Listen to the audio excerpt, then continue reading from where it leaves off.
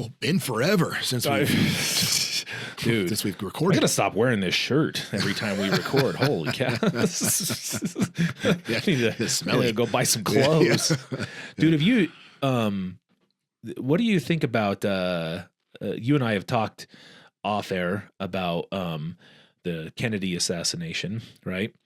And I was this last year was like I don't know what anniversary it was, but I was down there in Dallas on the day that he was shot. Well, however many years ago, like the 50th or I can't remember. Something like that. Or 60th. Anyway, stood on the X at the time that he was shot because I was in the museum and looking through all down there too. Yeah, looking through all the stuff. And I was showing our friend John. I was like, see how easy of a shot that was? Like, and yeah, I mean, anybody could with like a good slingshot could have taken care of business. It's not as hard a shot as I've done a good job convincing you that there wasn't a conspiracy, right? Yeah. Okay, good. And now that it's been declassified and nothing's come from it. Well, that's what I knew it got declassified, but so that's been released? Like people have been a report on it? Oh, yeah. Oh, I didn't know that. The reson why you haven't heard anything about it is because nothing new.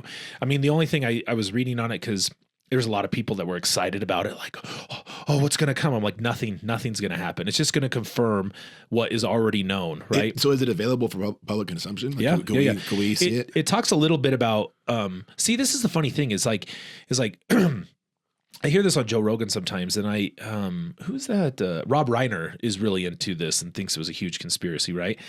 And they talk about the number of times that the CIA was in contact with Lee Harvey Oswald, right? I was like, well, yeah, of course. It's like, he defected to I don't know Russia. About that. He defected to Russia, and then he came back, and he married, and he had a Russian wife that he came back, and he was an outspoken communist. Think of the time when that was happening, and he was an outspoken communist. Like, bro, you sound like a government shill. No, I'm saying, of course the CIA was having contact with him. Of course they were monitoring him. That doesn't mean they set it up. And then I love all the narratives have changed. They're like, oh yeah, the CIA killed Kennedy. And then they're like, no, the mob killed Kennedy. And then the CIA mob killed Kennedy. I'm like, dude, well, which is it? Like, you know what I mean? Wasn't the idea that the CIA had him killed because they didn't like that he didn't go into Cuba?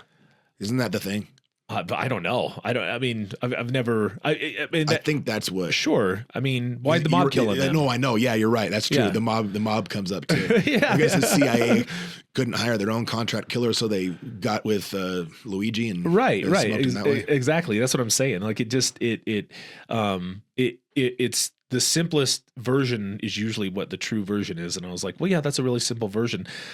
Occam's razor. And right? Well, I don't know what it is, but I just remember. And sometimes when people are having outspoken things that totally make sense, like that, the CIA thing, and why they'd have contact with him, I'm like, well, yeah, of course they'd have contact with him. Or what's his name? Jesse Ventura. He goes to the he tried to replicate the shot, book depository, and he's I couldn't make that shot, and I'm a trained marksman. Dude, that's pretty good. You practiced that, Jesse Ventura. And I'm like, dude, that was 80 yards, bro. That's not tough at all. And then I love Devil's Advocate. And he's like going straight to like. Wasn't it a Devil's Advocate? Wasn't it like a bolt action rifle? Sure, yeah. Wasn't it? Yeah. You could be fast at that. I guess you could train and get fast. And he missed too. He didn't like hit all of them. Oh, really? Yeah, he missed. Yeah, one went into a tree. There was all kinds of stuff. But anyway, so I guess I'm right again. Occam's Occam's. It's Murphy's Law, bro. Yeah. All right. Well, what are we talking about today, dude? This journal title. I love how journal titles have the longest titles. It rolls right off the tongue, on planet Earth. Predictors of individual and interpersonal adjustment among non-offending partners of individuals with histories of sex offenses. So that's is like, yeah. Like how does your girlfriend adjust to you being a sex offender? Right. Okay. All right. There we go. All right. Well, what do we got here? Let's see, by Katie, Cassidy, and Scott Ronis. Maybe. Shout out to Cassidy and Ronis, son. Yeah. So despite maybe needing to get some consultation on their title choice, They did a pretty good study here. So I'm just gonna pick part way up through the abstract and just read. So let's see here. Findings indicate of a study, right? Findings indicate that positive changes due to the offense, like improved finances, self-esteem, interpersonal adjustment, instrumental support, lower levels of acceptance, and humor positively predicted individual adjustment. Interpersonal adjustment was predicted by trust, intimacy, partners, stress communication, and problem-focused and emotion-focused common dyadic coping. Lastly, findings highlight the need for services for non-offending partners, including interventions that address self-esteem and practical difficulties resulting from the offense, and couples therapy to address trust issues, intimacy concerns, and shared coping with stressors related to the offense. So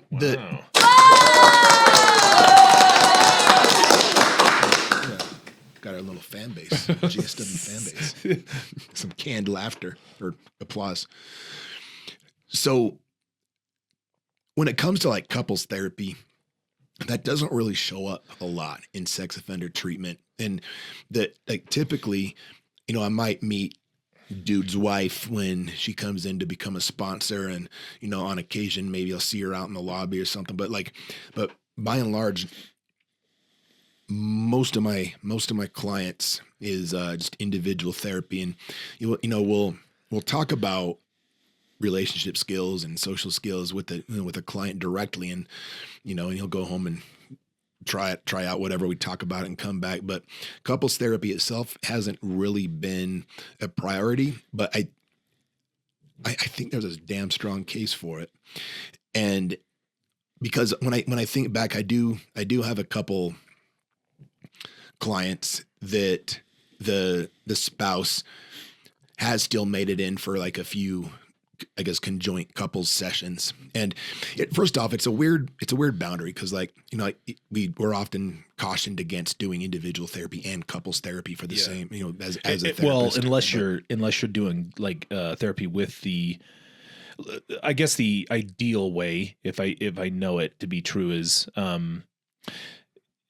so if I was a couples purist, right? A couple would come in and my client would be the relationship, not either one of them. And so I could do individual therapy with both of them, but also that concurrent to couples therapy as well, right? Is that fair to say? So in your case, you're saying, well, my original relationship initiated with this guy who was referred for sex offense specific services. And then as a matter of mending the relationship or whatever it is, his girlfriend or boyfriend, whatever, their partner comes in, paramour, I like that word. They come in to try to enhance the relationship or mend it or whatever needs to happen as far as the couples therapy, right? So the boundary there sounds like, well, my initial allegiance and alliance is to this guy, but then in couples therapy now, I mean, it's almost like whose team are you on? Right. Which couples normally do too. They want you to I'm the right one, which I'm like, that's not what a therapist should do. But I'm not a judge. But yeah, he's right. I'm kidding. I'm kidding, ladies. Every time he's right. No. But I guess I'll get to my point here in a minute, but I guess I could still look at it. If my job is to help my individual client lower his risk, couples therapy could be seen as an intervention in service of lowering his risk. If, we're social influences, the happier he is in his marriage and the better their communication and the less strife there is at home. Sure. Could make a pretty strong argument that that makes him a better, safer version of himself. And so couples therapy then could be one of multiple interventions designed to help him lower his risk. Yeah. That work? Ideally, unless he says, "Hey, I'm cheating on her," then what do you do? Right. I mean, there's that's a red herring, but you know what I mean? That's where it gets sticky. Is it possible? Yes, I think so. For sure. Because here's the thing. I've had, I can think of just two off the top of my head. The spouse goes through a lot, and a lot of times they don't have a treatment group to go to. They don't really have a resource. And so Yeah. a lot of times they're left. I've had spouses that feel isolated from their family. They, when my client committed his offense, it created a rift in the family. And, she ended up feeling a lot of guilt for staying by his side when a lot of the family was, trying to encourage her to leave him. I've noticed, spouses, there's a big breach in trust, obviously in a pre-existing relationship. Yeah. And that can impact just, intimacy, both just, emotional and sexual. That can cause some difficulties. And then, a lot of the stigma of, I'm married to a sex offender, and a lot of times they don't really seem to have much in the way of resources. And so if I'm thinking, if I can do couples therapy with them, maybe especially if it was like an established marriage before the offense, I think I might start making more of an emphasis of, after getting her approved as a sponsor, like just offering that up as a potential service, saying this is something that we can take a look at.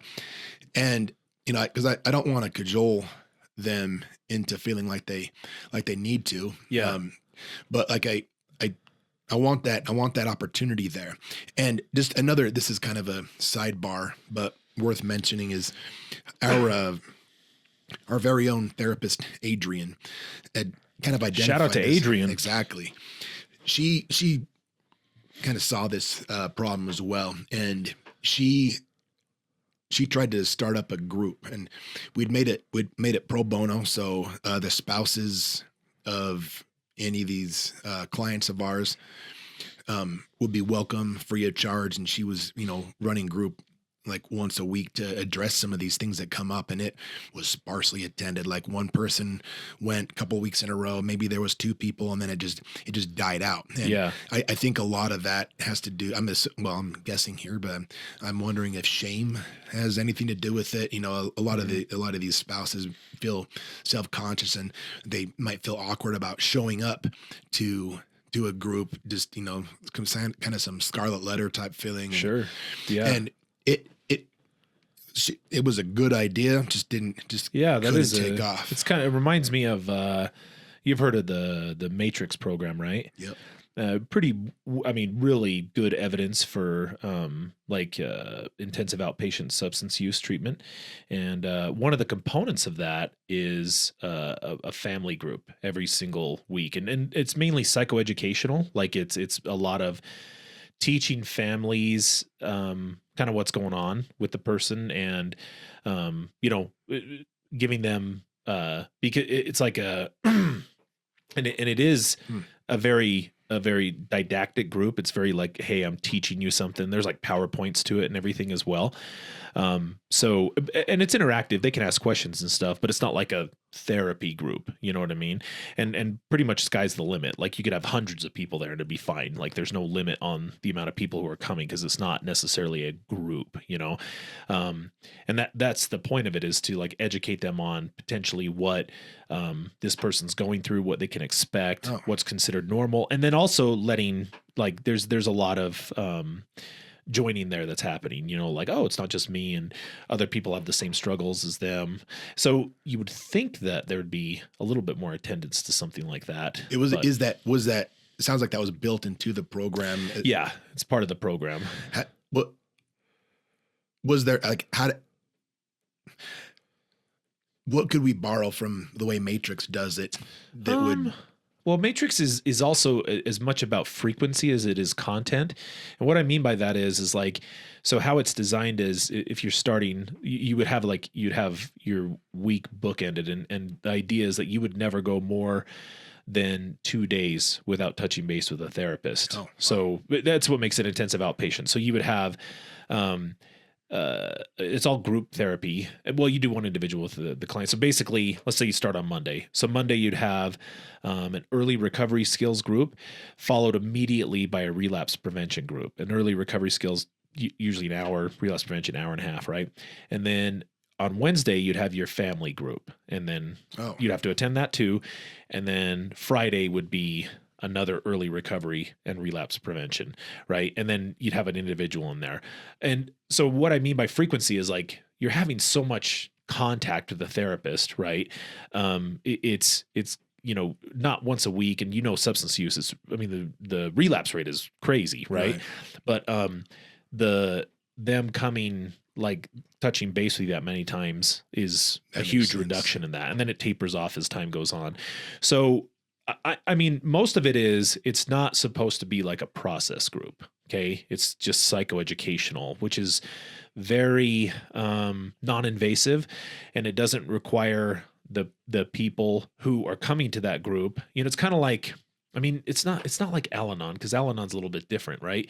That's just people kind of sharing their experiences, and it's not really a therapy thing. But anytime you hear any advocates of substance use, they'll say to their, what can you do as a family? Get into Al-Anon. Like, that's the only thing you do. Get into Al-Anon, because, there's nothing necessarily that you can do other than learning how to cope with this person working through their addiction that's going to help. And is that what they do in the Al-Anon groups? It's oh, like yeah.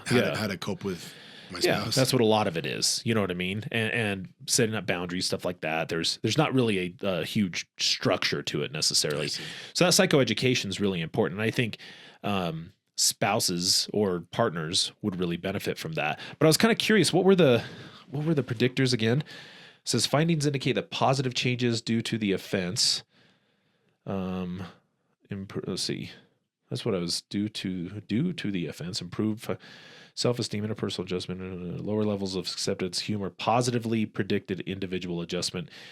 Interpersonal adjustment was predicted by trust, intimacy, partner stress communication, and problem-focused and emotion-focused common dyadic coping. I think that's where we'd get a lot of traction in a couples therapy session. Yeah. Partners, intimacy, trust, partners, stress, communication. Yeah. That in the times that I've done couples sessions, a lot of it is, as cliche as it is like teaching them the super basic, listening skills, things like giving each other the benefit of the doubt, kind of the timeout technique, some of the basics. And yeah, I guess the frequency thing makes sense as far as like engagement. It's just so, cause like that's such a heavy intensive outpatient. If it's a therapist contact every 2 days, and that's just, SOTP. It's completely different. It's a completely different symptom anyway. I mean, we don't have that, the relapse rate that you have in substance use. So I wouldn't necessarily be too concerned about that. It's a different rift that a sex offense causes in a relationship than a relapse. The one thing I was seeing from that, because that first one, explain this to me. Findings indicate that positive changes due to the offense, i.e. improved finances. What does that mean? Self-esteem, interpersonal adjustment, instrumental support, lower levels of acceptance, and humor positively predicted individual adjustment. What does that mean? That sentence. The improved finances thing kind of makes that confusing, doesn't it? Yeah. So so findings indicate. I'm just not going to read improved finances. Okay. Findings indicate that positive changes due to the offense, self-esteem, interpersonal adjustment, instrumental support, lower levels of acceptance, and humor positively predicted individual adjustment. So I guess those are all factors that, I guess it's saying like financial improvement, self-esteem improvement, adjusting interpersonally. But lower levels of acceptance? That doesn't make sense. And humor positive. Well, I mean, yeah, I didn't want to look at the methodology a little bit just to see how they coded it. The lower levels of acceptance is maybe something that would have to dig into. I mean, self-esteem. So some of those things, that's where it's kind of tricky. Like the interpersonal adjustment, what's happening between them. Mm-hmm. Those all seem like no-brainers. Trust, intimacy, partner stress communication. It's like, no shit, right? But the need for services for non-offending partners, I wonder, this is what I wonder is, could they benefit more from like when the offense occurs, right? Prior to any type of reunification, that they're going through their own like therapy. Because some of those other issues, like whether it's self-esteem or interpersonal adjustment or instrumental support and humor, though, like that's where they can benefit on an individual level. Like, and I don't know what your therapists do to enhance those necessarily, or are those just character traits. Again, I'd want to know how they got there, and really what the, like, you could just say couples therapy and that'll improve that. But man, I just, when something like this comes out, and we'll cite the study in the show notes, the one thing to pay attention to there is, don't just by virtue of doing couples therapy, don't act like it's going to improve, right? Like, I think a psychoeducation group, if that's kind of what Adrian had in mind, those are pretty low stakes, right? Because you're just teaching things and then asking questions, versus you're doing actual therapy. And I just heard horror stories sometimes, like guys coming in, they're like, dude, my therapist, wanted to, said I had to introduce my girlfriend, and they made me do a disclosure in front of her and said I couldn't have sex with her until I did that. Wow. I'm like, what, dude? Damn. Yeah. And like kind of missing the mark on what's really going on. Right. I'd say. So, I mean, doing the couples therapy for the sake of couples therapy, who knows? And if you're not good at couples therapy, maybe refer, you know what I mean? But you're saying, like, if things are going down the path of reunification, that like, if that's the goal, then doing some couples therapy like before that process starts might help things go smoother. I would say individual therapy for the partner before, maybe like if guys in prison, that'd be a good time to get into therapy, right. And then, be prepared for that. And then, reunification would be couples therapy type stuff in the first place, but doing it for the right reasons. And not just for the sake of doing it. Right. And like, I can say definitive, I'm not good at couples therapy and I don't like doing it, and I would say I would be much more comfortable having somebody like Adrian take that on. Like I'd feel much better about referring, or having, an every other week type thing of doing that, because I've never been good at that. And and I don't have any ambition to get better at it either, but like that's so referring out would make sense. Well, right. But I do need to focus on that. That's beneficial to my client. I think you make a good point there. Like that's really good. So, awesome. And they'll be more successful with that too. So, okay. Well, I'll post the show notes, but sounds good. Yeah. Don't ask to meet your spouses just in order so your clients can have sex with them, you weirdos. Okay. Until next time.